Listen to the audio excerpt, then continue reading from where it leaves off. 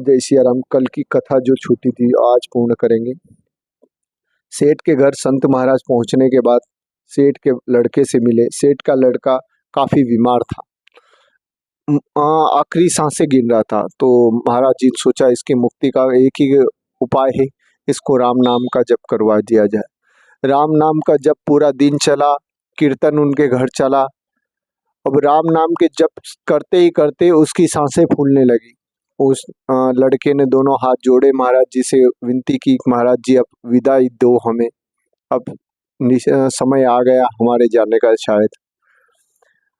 महाराज जी ने कहा कि कुछ समय और आप अजपा जप करते रहो।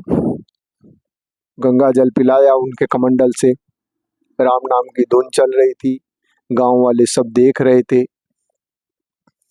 इतने में थोड़ी देर में सांझ पड़ने ही लगी और सेठ के लड़के ने प्राण छोड़ दिए। अब यह यहाँ पर पूरा क्रियाक्रम हो गया।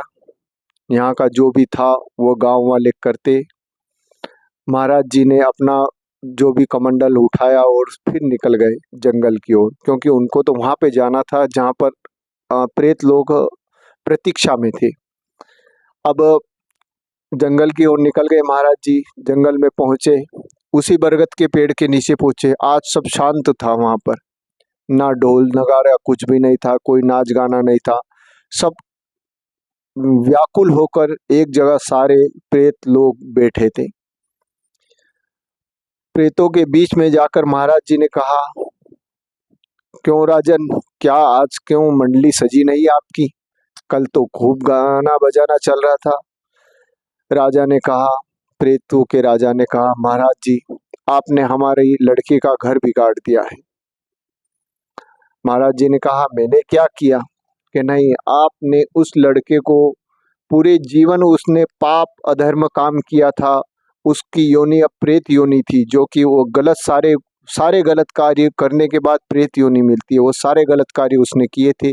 पर आपने उसको अंतिम क्षण में राम नाम की याद दिलाकर उसकी मुक्ति करवा दी। अब आप कभी इस संत समाज पर विश्वास नहीं करेंगे। और महाराज जी इतने खुश हुए कि उन्होंने वहीं आके मूंद ली और समाधि में बैठ गए। सुबह की पहली किरण जब उन पर पड़ी और देखा तो नया सूरज उगा था और सारे प्रेत चले गए और राम नाम की मस्ती में वह फिर से उठकर आगे बढ़ने लगे। जय सिया राम। आज की कथा यही समाप्त है। जय सिया राम।